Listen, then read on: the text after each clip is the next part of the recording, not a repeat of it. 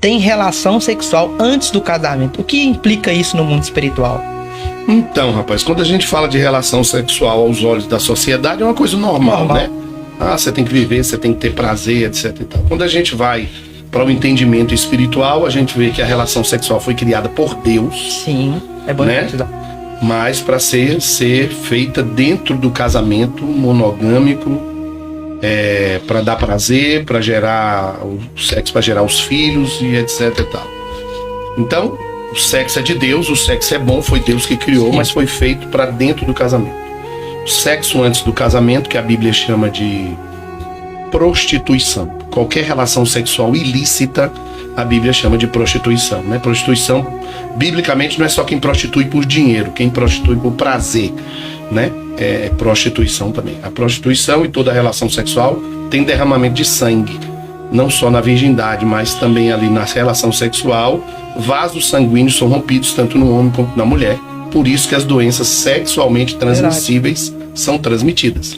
Então, na relação sexual, o que o diabo quer é o sangue, porque o sangue é que traz a força para ele, a energia para ele. Então, as pessoas, quando elas se relacionam sexualmente antes do casamento, elas estão inseridas em 3 situações. Primeiro, uma aliança espiritual por causa do sangue. Onde tem sangue tem aliança, ou coisa boa.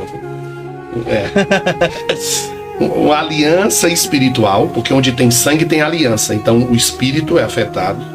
Você tem aliança espiritual, você tem a alma e você tem o corpo, porque o corpo, a alma e o espírito ali, né, é afetado.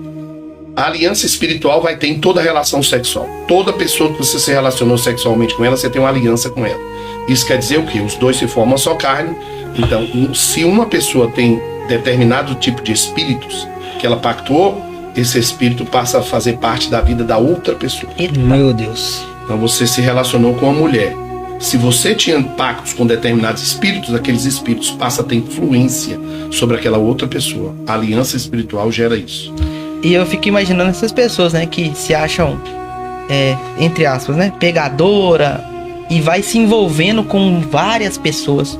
Então o impacto é bem maior, né? Ah, muito maior. Quanto mais você se envolve sexualmente, mais você está entrelaçado ali em aliança com demônios, com espíritos malignos, né? E para você romper isso, como funciona? Então, aí a gente faz ministrações específicas, né? Orando, desligando a pessoa de práticas ilícitas, desligando dos parceiros sexuais ilícitos.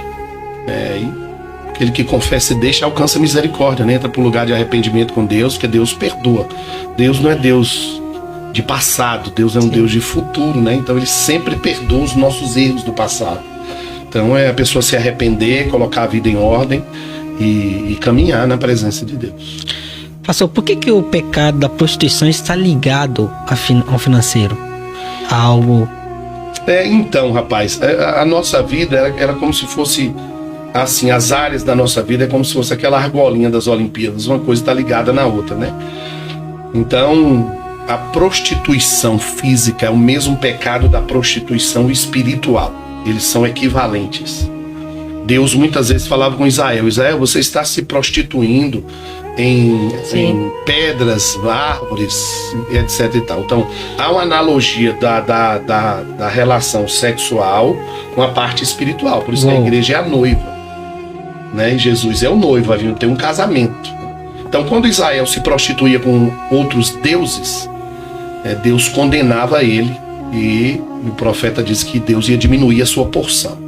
Então você tem ali a prostituição espiritual, como a prostituição física traz consequências tanto na sua vida espiritual, quanto na sua vida financeira, quanto na sua saúde.